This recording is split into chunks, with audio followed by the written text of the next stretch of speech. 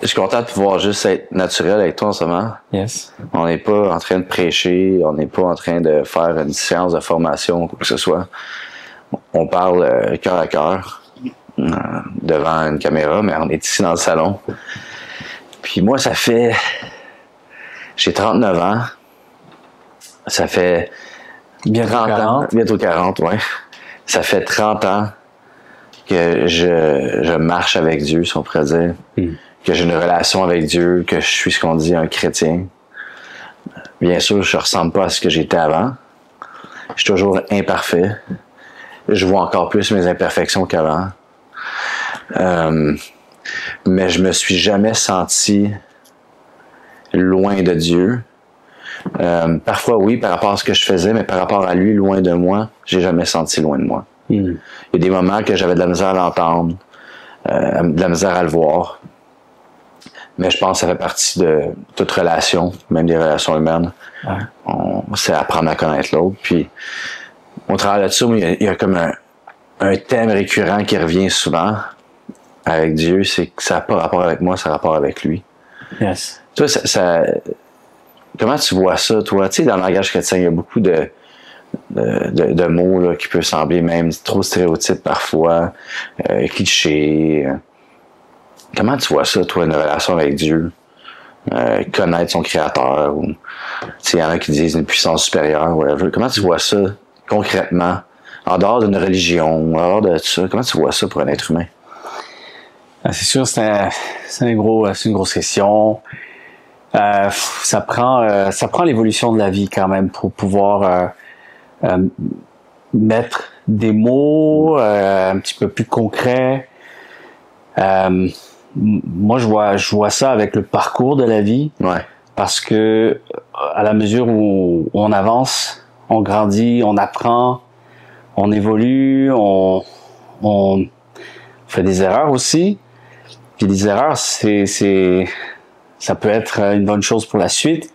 On peut se relever, mieux rebondir. Je vois pas en quoi Dieu devrait être différent que on évolue au fur et à mesure, tu sais. Notre perception aussi, elle change en cours de route. Oui. Moi, ce que j'aime, je vais pas te couper, là, mais c'est parce que ça anime un peu mes pensées. Voici comment je vois ça. C'est que j'ai l'impression que l'être humain, que ce soit quelqu'un de religieux ou non, chrétien ou non, j'ai l'impression qu'on voit Dieu comme étant une possible équation au succès de la vie. Ouais. Ou parce qu'on le voit tellement parfait que tout ce qu'on attribue à quelque chose qui pourrait avoir un lien avec la spiritualité ou Dieu, je me rends compte finalement qu'on se donne quand même, on se met cette pression que ça doit être parfait. Ouais. Alors que finalement, moi personnellement, si je fais part un peu de mon expérience avec Dieu, ben moi j'ai connu Dieu à travers mon humanité, mon imperfection. À quelque part, si je connais Dieu aujourd'hui, c'est parce qu'un jour j'en ai constaté que j'en avais besoin et que je me suis considéré insuffisant, qu'il y avait certainement autre chose que je devais chercher dans la vie, que ça me suffisait pas. Et que j'avais besoin vraiment de faire appel à quelqu'un qui était plus grand que moi et que je trouvais que sans Dieu, ça faisait aucun sens. Peut-être, des fois, il y en a que ça prend un peu plus de temps pour le comprendre, mais tu sais, le parcours de la vie t'amène à te poser ces questions-là, tu sais, ces questions existentielles et tout. Et personnellement, je sais pas si c'est le fait que j'ai pas connu rien des choses de Dieu avant ça. J'ai trouvé que c'était tellement simple, naturel, de pouvoir juste connecter avec Dieu, parce que c'est lui qui me permet de pouvoir le connaître. C'est lui qui m'offre cette possibilité. Finalement, la grâce, c'est une grâce. Tu sais, ça n'a pas rapport avec moi. Même le connaître, c'est lui qui se rend disponible, accessible.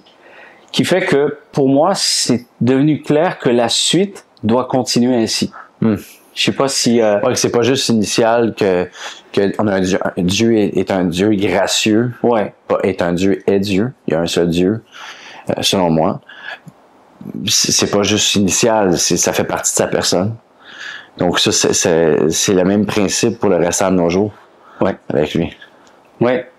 Puis la grâce, c'est pas, tu sais, que Dieu nous fasse grâce, dans des moments critiques de notre vie où on fait appel à lui. Tu sais, la Bible nous montre quand même à plusieurs endroits que Dieu parvient à se révéler à un moment de point de rupture chez l'être humain. Ouais. Ce qui fait que c'est là qu'on est en meilleure posture de pouvoir connecter avec lui. J'aime ça quand tu dis ça parce que tu vois, souvent l'être humain, on met une exigence, là je veux pas sonner comme un gros philosophe profond pis tout, là, c'est pas préparé ce que je dis, là. Je réfléchis à haute voix. On met une exigence, on met un critère plutôt envers l'existence de Dieu selon ce que nous on préférait qu'il soit, puis s'il rentre pas dans le cadre de ce qu'on veut qu'il soit, on se dit il existe pas. Bien sûr.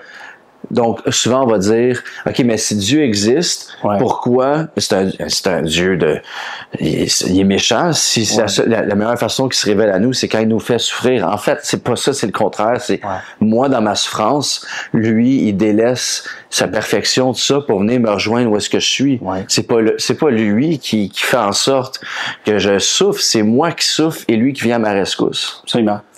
Puis si tu regardes dans toute l'histoire, si tu étudies un peu l'histoire, quand on n'est pas forcément bien situé ou on peut être peu connaissant un peu qu'il existe un Dieu, l'être humain a toujours démontré que on est à la recherche d'un être supérieur, un être suprême qui régit le monde dans lequel on est, ma vie. Tu sais, il y a quelque chose, il y a quand même un instant dedans qui fait qu'un jour on se pose ces questions-là. Il y a quelque chose d'existentiel qui est très bien.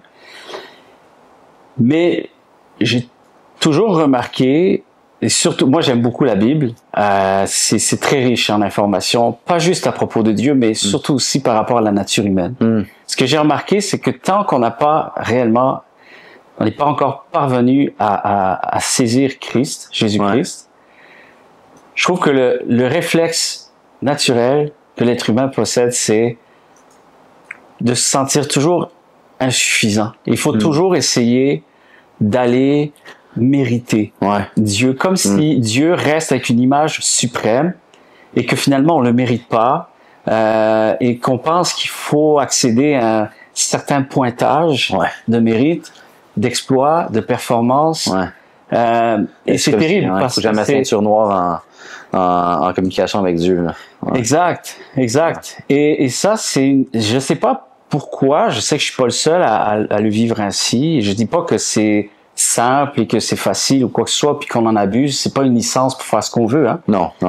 Mais par contre, tu sais, je me rends compte que je me plais à toujours revenir à cet état-là, où est-ce que Dieu m'a pris tel que j'étais. Si Jésus-Christ est venu, c'est parce que j'en avais besoin, parce qu'il est une nécessité à ce que je puisse pouvoir connecter avec Dieu, parce que de moi-même je peux pas, j'ai pas ce qu'il faut. Dieu et moi, ça prend un médiateur, on va dire, tu vois. Puis cette grâce là, bien, je l'alimente dans tout. C'est-à-dire que j'ai eu besoin de la grâce de Dieu pour commencer avec Dieu, et j'ai compris que je vais avoir besoin de la grâce de Dieu pour continuer avec lui, pour me rendre jusqu'au bout. Cette grâce, elle me permet de pouvoir vivre ma foi, ma vie chrétienne, avec mon parcours, avec ce que je sais aujourd'hui, tout ce que je ne sais pas encore, au fur et à mesure, et que j'essaie le plus possible de ne pas me mettre plus de pression qu'il ne faut. Ça, c'est une des choses que je remarque. Un système sous culture chrétienne, peu importe dans quelle famille on peut être. Consciente ou inconsciente, intentionnelle ou non. Parfois c'est intentionnel, parfois ça l'est pas. C'est comme si les disciplines spirituelles, même si on dit pas que c'est ça, même si on veut pas que ça soit ça, deviennent des exigences spirituelles plutôt qu'autre chose. Qu'en fait, je suis pas en train de nier, comme tu dis, là, c'est pas comme un laisser-passer, pas un laisser-passer, mais c'est pas une excuse pour pas vouloir exercer, si on pourrait dire, une vie de prière ou quoi que ce soit. C'est juste que voici comment moi je l'expérimente dans ma vie à moi. Okay? Je suis pas en train de dire ce qu'il faut faire, je suis pas en train de dire c'est mon opinion, je veux juste dire dans mon humanité, je suis ouvert, je suis transparent. Tu sais, de vocation, je suis pasteur. Moi, j'ai entendu, Je veux dire, j'ai entendu tellement des belles histoires aussi de David Wilkerson, c'est un pasteur à New York, bon, tu connais Times Square Church et tout ça, que lui a commencé à aller là à l'époque, puis il allait dans la rue, parlait avec des gangs de rue, tout ça, il a vu des gangs de rue violentes, tout ça, changer, transformer de vie et tout. C'est un grand homme de Dieu. Puis c'est vrai, là. Je le diminue pas à zéro, là. Justement, je te montre comme une inspiration d'exemple. C'est un gars qui passait des heures à prier face contre terre dans son bureau. Ouais.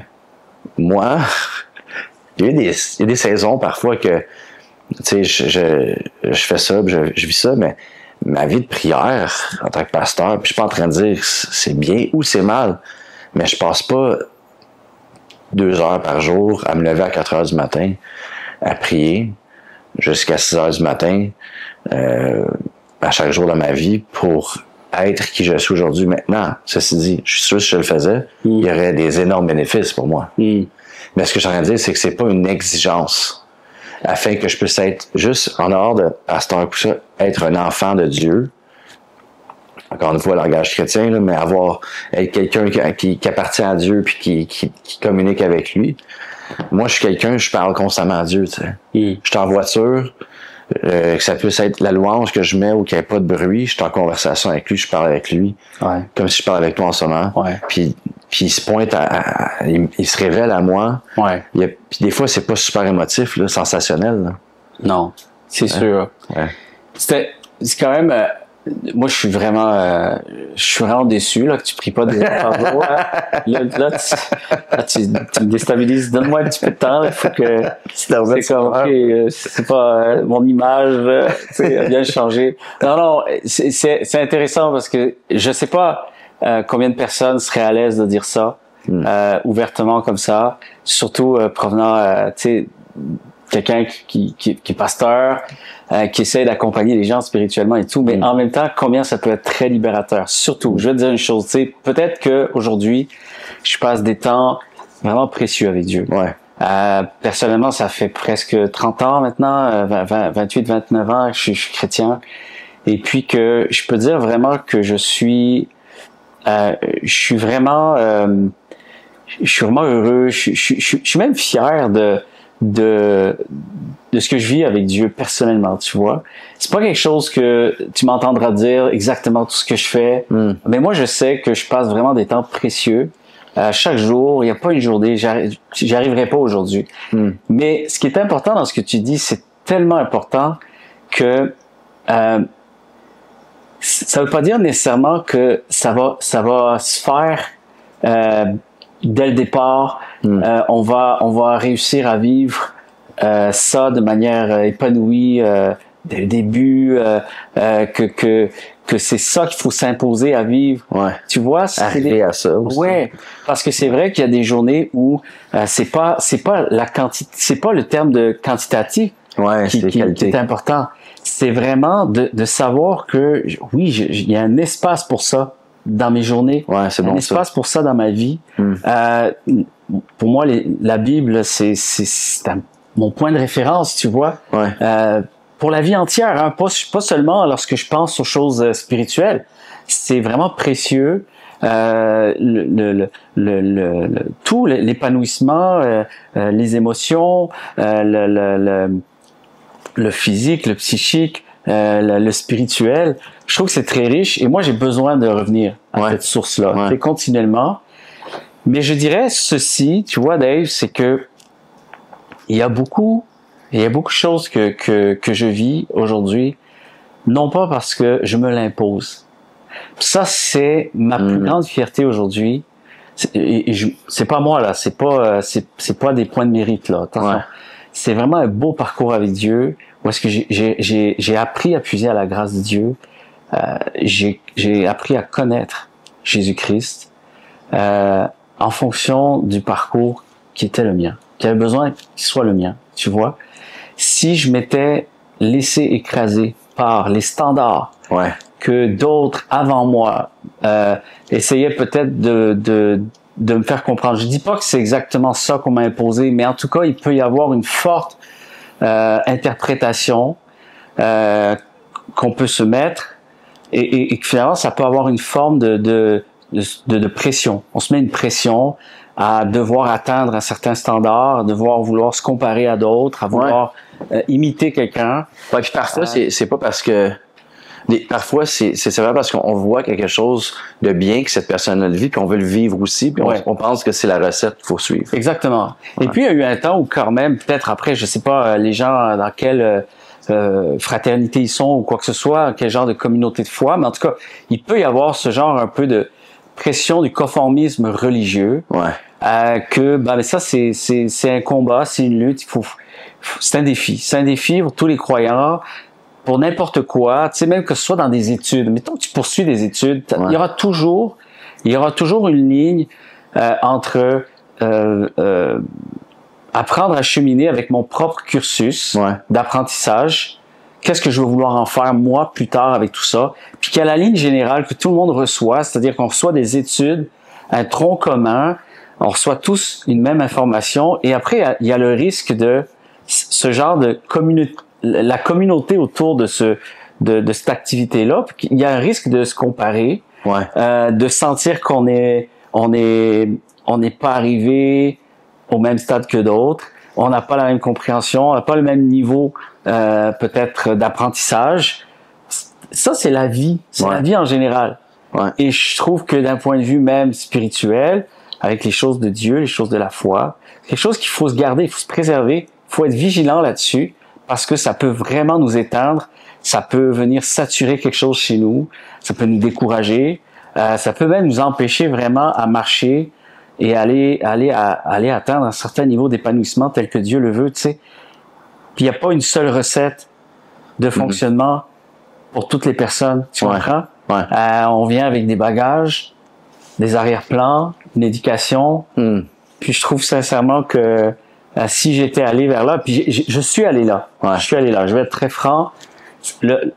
La période la plus difficile pour moi, c'est quand j'ai voulu vraiment poursuivre un cursus de formation, des études, puis pour devenir pasteur. Puis ce processus-là, c'est sûr que tu as besoin de mentors. C'est sûr que tu as besoin d'être dans une communauté. Tu as besoin d'être dans un cadre. Et qu'au début, j'avais beaucoup de difficultés à gérer ça. C'est comme si le cadre, je n'étais pas capable de bien l'appréhender. Tu vois, le cadre, il prenait trop de place. Ce qui fait qu'à un moment donné, peut-être que j'étais rendu à un niveau où je commençais un peu à surjouer quelque chose. OK, est-ce que c'était que ça devenait plutôt à propos du cadre que le but en soi? Mais je pense que tu peux le perdre de vue. Tu oublies pourquoi tu es là. Puis tu oublies aussi d'où ça a commencé. Il y a un moment donné, tu vas devoir quand même faire le point là-dessus. Pour n'importe quoi. N'importe quoi, c'est vrai. Donc la vie, quand on a une vie de famille, on poursuit des études, ensuite une carrière professionnelle, il arrive un moment donné où tu dois t'arrêter de poser la question, bon, tout ça là, c'est pourquoi ça défile, mais moi où j'en suis. Personnellement, est-ce que ça fait toujours du sens avec qui je suis? Est-ce que ça me ressemble? Ça, c'est des choses que, tu sais, je trouve qu'on devrait être capable de plus en parler, ces choses-là. Mais c'est bon que tu dis ça parce que souvent, ce que je remarque, c'est que peu importe ce qu'on entreprend dans la vie, ça peut être aller s'entraîner, ça peut être avoir une famille, quoi que ce soit. Peu importe ce qu'on fait, ça peut être, je sais pas, faire de la moto.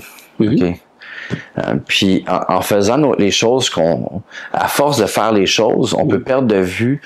La Bible parle du premier amour.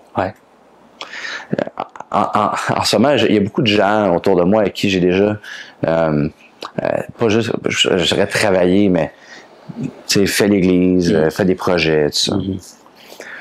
Gros re-questionnement, remise en question. Puis ça, c'est pas juste dans mon cercle, c'est un peu dans le mouvement chrétien en ce moment.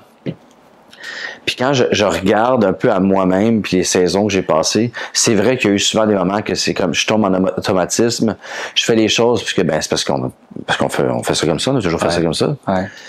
Puis j'oublie mon premier amour, puis à chaque fois que les choses prennent un sens, c'est que je me rappelle tout le temps où est-ce que Dieu est venu me chercher quand que je connaissais rien sur lui personnellement, quand que j'étais dans mon plus bas de mes capacités humaines à produire de quoi pour offrir à ce monde. Parce que j'étais trop faible, ça filait pas. Puis ça redonne un sens au cadre dans lequel que je suis. T'sais. Puis le défi souvent, c'est que parfois quand on fait ça, des fois on se rend compte qu'on est rentré dans un certain cadre, puis qu'on a peut-être jamais eu vraiment ce premier amour-là. Puis je fais attention, parce que je parle comme pour moi. Okay? Je veux pas juger puis dire qu'il y a des gens qui ont jamais vraiment connu Dieu, ont juste rentré dans une religion, un cadre, parce que ça leur ferait une communauté ou quoi que ce soit. Oui, ça se peut, ça existe dans l'Église. Mais parfois, c'est peut-être de se poser la question, est-ce qu'à la base, initialement, j'ai vraiment compris le sens de pourquoi je faisais ça, pourquoi j'embarquais là-dedans. Et puis autant que quelqu'un peut bien commencer avec sincérité, ça se peut aussi que on peut tellement se perdre en chemin. Ça peut devenir un peu plus mécanique, un automatisme. On est pris dans un cadre, on est pris dans un système, tout le monde le fait, il y a une habitude. Que à un moment donné, tu peux même te poser la question à savoir, j'ai-tu vraiment réellement déjà vécu quelque chose de fort, de sincère, quelque chose de significatif avec Dieu, tu sais. Puis des fois, c'est fou comment, tu sais, c'est pas pour rien que la Bible dit, puis Dieu a instauré un système de fêtes. Tu sais, des fêtes, c'était pour, c'était vraiment pour faire en sorte que le peuple se rappelle. Puis soit capable, tu sais, oui, il y a des choses qui sont là, il y a des choses, il y a un parcours et tout ça, il y a des choses qui s'en viennent aussi, il y a toujours des nouveaux défis à relever. Mais s'assurer qu'on ne perde pas le fil de l'histoire, tu sais. Il y a vraiment un fil conducteur, puis il faut pas perdre ce fil conducteur-là.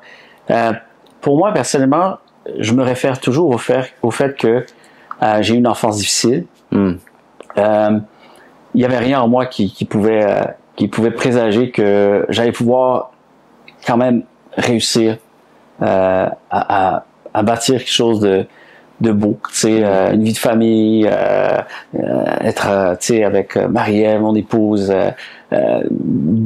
malgré le parcours difficile parfois de la vie, tu sais, la vie, tu sais, pas que des sommets qu'on vit, il y a des grands défis et tout ça, puis de voir aussi comment je peux aider des gens aujourd'hui à travers ce que je fais. J'accompagne des gens, j'essaie de pouvoir donner des outils aux gens qui permettront de pouvoir bâtir mieux, tu sais, se relever, se restaurer, se reconstruire et croire qu'on a une valeur inestimable aux yeux de Dieu. Pour moi, c'est impensable quand tu regardes mon enfance, tu regardes comment avec quoi j'ai grandi, ce que j'avais entre les mains, un enfant quand même assez très seul, très isolé. Bref, sans vouloir trop rentrer les détails, je trouve que c'est important de pas perdre ça. Et que ça, c'est pas un truc qui a été inventé, c'est pas un truc que j'ai pas pu surjouer ça. Ça, c'est une réalité, tu sais, de voir de là où on part, et qu'est-ce que Dieu a fait, et que en cours de chemin, qu'on perde pas ça, qu'on n'oublie pas quand même que on part de rien. C'est une grâce extraordinaire que Dieu nous a fait de pouvoir le connaître. Il rebâtit. Il a rebâti, il rebâtit encore. On est bien imparfait, même encore aujourd'hui. Si on pouvait toujours se le rappeler, chaque fois qu'on renouvelle un peu notre marche avec lui, qu'on retourne à sa présence, qu'on ouvre les Écritures, qu'on essaye aussi, peut-être parfois on est pris dans des situations à régler, des conflits peut-être aussi, on est pris au milieu de quelque chose. Si seulement ce fil conducteur-là pouvait rester, je pense qu'on serait en mesure de pouvoir mieux vivre les étapes de notre vie, tu sais. Malgré qu'il y a de la souffrance, il y a de la difficulté. Puis justement, malgré qu'il y a de la souffrance, en fait, c'est que ce que je me rends compte, c'est, tu sais, tu regardes l'histoire, tu regardes à la Bible, ok? Je sais pas si, il y a la fameuse tour de Babel, ok?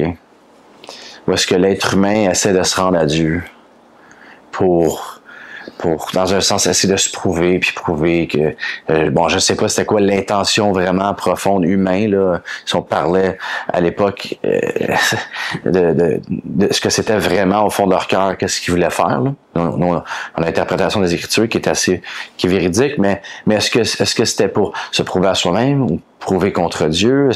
Mais essentiellement, ce qu'on voit, c'est que c'est l'être humain qui essaie de se rendre à Dieu. Puis qui essaye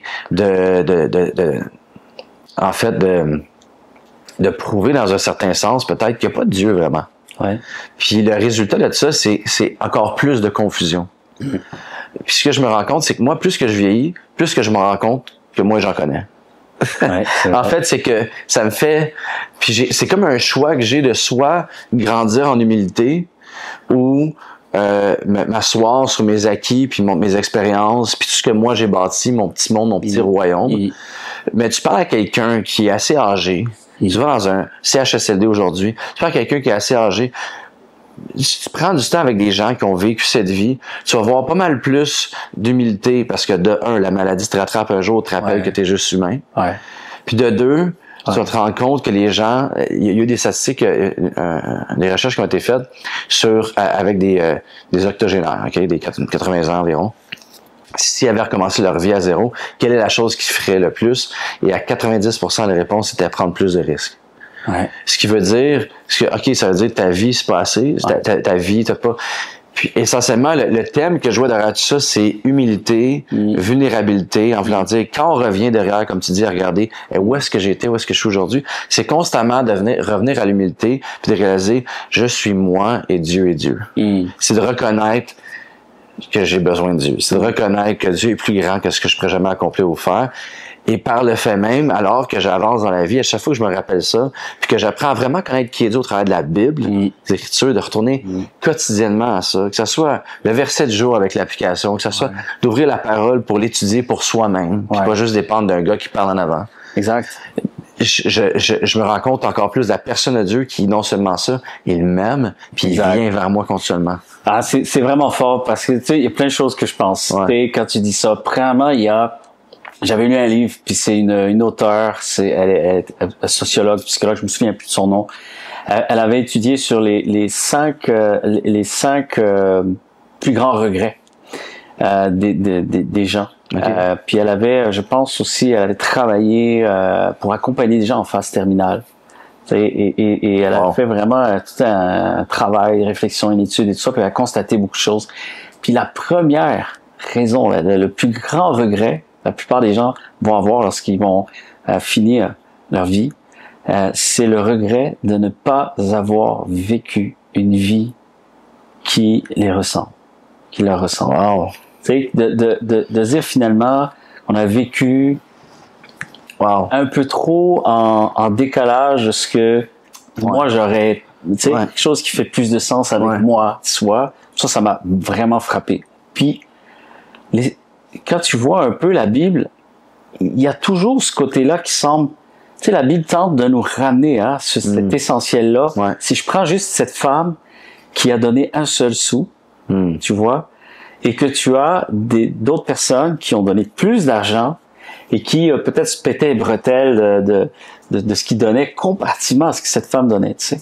C'est là que l'histoire, la moralité de cette histoire, c'est comme Jésus raconte un peu cette histoire, puis il dit, mais cette femme a donné en réalité bien plus que ces gens.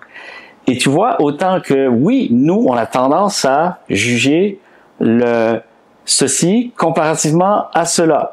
Tu vois? Mais aux yeux de Dieu, c'est que ce seul sou représentait quelque chose d'énorme. Tu vois? Par rapport à où est-ce que cette femme en était. Et quand je te disais tantôt que j'essaie de pas perdre le fil conducteur pour ma vie, c'est parce que j'essaie toujours de me rappeler d'où je viens. Tu vois, la grâce de Dieu est supposée nous libérer de ça. Libérer cette pression de devoir performer. Comme tu l'as dit avec la tour de Babel, c'est jamais le bon chemin à prendre. Quand tu essaies de prouver quoi que ce soit, c'est jamais le bon chemin à prendre. C'est des fois, il faut juste réaliser que c'est avec beaucoup plus d'humilité, on va être en mesure de pouvoir avoir un plus grand impact. Et je pense que les gens savent se reconnaître dans quelque chose de bien imparfait, mais bien assumé. Et moi, je trouve que la grâce nous a permis de pouvoir bien assumer ce qui est bien imparfait.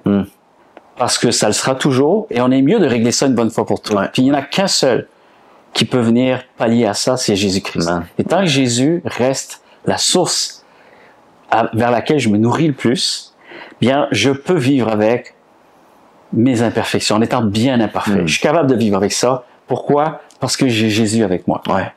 Et lui me relève constamment. J'apprends à travers mes imperfections. Il y a quelqu'un qui disait, check ça m'a touché, il disait, mais si j'avais eu la maturité que j'ai aujourd'hui autrefois, j'aurais pas fait toutes ces erreurs que j'ai faites en jeune. Mais son ami à côté, il a dit oui. Mais en même temps, si tu n'avais pas fait toutes ces erreurs que tu as fait autrefois, tu n'aurais pas la maturité que tu as aujourd'hui. Ouais. Et à quelque part, je dis pas que Paul avait ces difficultés. Paul, tu le vois là quand il écrit, là, il dit quelque chose, mais il a toujours peur que les gens aillent trop loin avec cette chose-là. Ouais. Je suis pas en train de dire, oui, la grâce de Dieu, elle va venir surabonder. Ça veut pas dire que je suis en train de vous dire, faites ce que vous voulez, puis soyez indifférents, partez, tu sais, partez sans réfléchir ou quoi que ce soit, tu vois. C'est pas une licence pour faire ce qu'on veut. Mais à quelque part, il va falloir qu'on reconnaisse que c'est cette grâce qui me permet de pouvoir continuer, quoi qu'il arrive, les gaffes, les erreurs, les soudainements de ma propre nature humaine. Tu sais, c'est comme des fois, là, je fais encore ces choses que je voudrais pas faire, je fais pas ces choses que je voudrais faire. Paul, c'est fort ce qu'il disait quand même. C'est énorme ce qu'il disait déjà à son époque, ce qu'il osait dire, tu sais. Et je trouve que la grâce de Dieu, elle est supposée avoir fait ce que j'appelle le point tournant. Tu sais, c'est tu traces une ligne, il y a avant et après. Ça veut pas dire que je suis plus la même personne. Je suis toujours la même personne, mais je suis régi par une personne qui au milieu a tranché. C'est comme le calendrier, là. On a effacé l'an 0, on y va. Il y a avant Jésus-Christ, après Jésus-Christ. Tu vois? Et c'est différent. La perspective change, la trajectoire, elle change automatiquement parce que je me nourris de cette grâce qui m'est permis de vivre seulement à travers Jésus-Christ. C'est libérateur, puis en même temps, tu sais, je pense, à CCH, on a eu des baptêmes il y a quelques semaines, puis j'en parlais dimanche, je disais, je sais pas si vous avez remarqué, mais c'est une célébration qu'on faisait. Puis pourtant, c'est le point de départ, dans un certain sens. Habituellement, quand tu regardes une course, les gens célèbrent à la ligne d'arrivée, pas au point de départ, mais là, c'est comme le monde inverse. Puis la seule raison qu'on peut faire ça, c'est à cause de qu'est-ce que tu viens de dire. C'est vrai. C'est cette grâce-là, c'est le principe de moi que mes parents, puis que peu importe ce que je vais faire, mes parents vont pas approuver tout, ils vont pas m'encourager dans tout. Parfois ils vont te dire qu'est-ce que tu fais, mais t'es imbécile, qu'est-ce que tu es en train de faire avec ta vie. Mais leur amour et la grâce envers moi va toujours surabonder. Elle va toujours être là. Puis je vais toujours pouvoir revenir au fait, comme le fils prodigue qui revient à la maison, tu sais. Puis que le père qui se met à courir, puis là, si on rentre là-dedans, on peut aller loin, là, parce les deux pasteurs qui parlent, là, ça, c'est comme une des paraboles les plus profondes qu'il n'y a pas. Mais c'est carrément ça. Puis, ce que j'adore avec tout ce qu'on discute, c'est que, pour moi, c'est ça qui me donne pas juste de l'essence pour continuer puis avancer, mais qui me motive plus que jamais parce que le poids est enlevé. Voilà. En fait, c'est ce qui devient passionné. La foi n'est plus une contrainte à vivre. C'est quelque chose de passionné. Léonard Ravenhill, un ancien pasteur, qui écrit des livres et tout, là, tout un homme de Dieu. Lui a beaucoup parlé de cette grâce qui produit le fait qu'on est prêt à répondre à l'appel de Dieu, mais plus régi par le fait que j'ai approuvé quoi que ce soit, ou c'est parce que je veux essayer d'attirer, m'assurer que de pas subir le châtiment de Dieu. Finalement, il y a beaucoup de contraintes. Puis il a dit une phrase, il disait que la mission, sans la passion de Dieu en nous, d'avoir vécu cette expérience passionnelle avec Dieu, la mission sans la passion égale contrainte, religieux, devoir religieux. C'est là que c'est compliqué. Légalisme religieux, c'est très complexe. Mais par contre, en revanche, la passion sans la mission égale impossible. Impossible. Le jour où tu es touché vivement par Dieu. Puis tu sais, Jésus avait dit ça, il y a des religieux qui sont venus le voir. Ils disaient, pourquoi tes disciples ne jeûnent pas? Ils devraient jeûner, tu sais, c'était coutume de jeûner, tout ça. Jésus dit, non, ils jeûneront pas aujourd'hui, tu sais. Pourquoi? Parce qu'ils étaient vraiment en train de vivre les premiers balbutiements de leur relation avec Jésus, tu vois. Et que, il va dire, un jour, vous allez les voir jeûner, sans même que je puisse leur demander quoi que ce soit.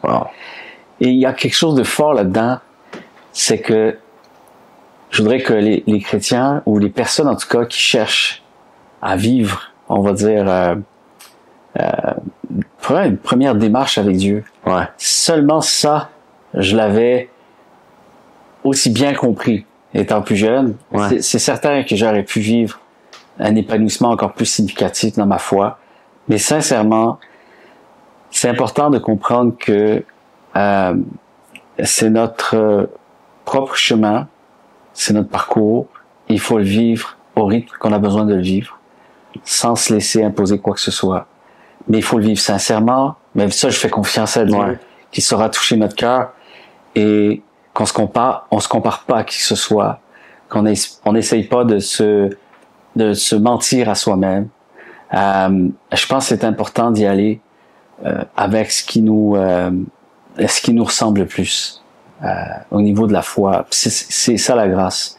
Et un jour, je t'avais dit, tu sais, on avait discuté, je pense dans un événement un peu, on avait fait un petit podcast, je pense, pas si longtemps, puis j'avais dit, tu sais, une chose que j'avais lue à un moment donné, c'est parce que Jésus a été fort, je suis libre d'être faible.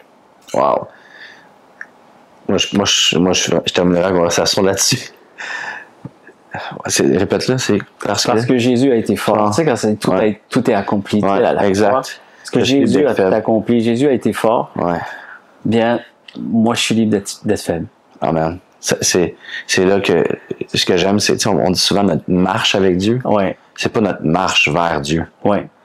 Non, c'est exactement. Il marche avec nous. Avec lui, on marche avec lui. Il marche avec nous. Ouais. Puis c'est lui qui a permis que je puisse marcher avec lui. Ouais. Faut juste pas l'oublier. Ouais. Je ne méritais rien. Je ne le mérite toujours pas. Je garde ça. Je garde ce fil conducteur-là. C'est une grâce. Je suis émerveillé de ce que Dieu m'a permis de pouvoir le connaître. Et il me donne un cœur pour l'aimer. Je lui demande en même temps. Mais je sais que si je le reçois, c'est parce qu'il m'accorde de pouvoir l'aimer. Il me donne un cœur pour pouvoir l'aimer. C'est lui qui me fait grâce. Exact. C'est lui qui répond à cette prière-là. Ouais. Tu sais? Et ça me touche parce que il a été parfait. Je suis libre d'être imparfait. Man. Tu comprends? Ouais. Et il est Dieu. Et je suis libre d'être pécheur. Ouais. J'accepte. Je suis pécheur. Exact. Dans l'équation, c'est moi le pécheur. Dans l'équation, c'est moi l'humain. Lui, il est divin. Puis je veux juste pas confondre ces deux choses-là. Et c'est pour ça qu'on marche bien ensemble. Ouais. Il est le divin et je suis pleinement humain. Ouais. J'ai besoin de sa grâce. Ouais. Et lui s'émerveille de pouvoir se révéler à moi. Exact. Parce que c'est son bonheur de pouvoir se révéler et de pouvoir nous faire comprendre que nous sommes l'objet de son affection, toute son affection. Et ça, c'est extraordinaire. Il n'y a pas d'autre Dieu que lui. Comment est-ce que je voudrais cracher là-dessus, tu sais? Ouais. À quel point, non seulement ça, mais je peux pas vivre sans ça. Une fois que je réalise ça. Puis c'est vrai. C'est puissant. En tout cas, il faut qu'on continue cette conversation-là une autre fois. Quand tu veux. Avec grand plaisir. Merci. Ouais. Merci. C'est une belle opportunité. Vraiment. Merci à toi. Puis on va en avoir d'autres. Yes. Yes.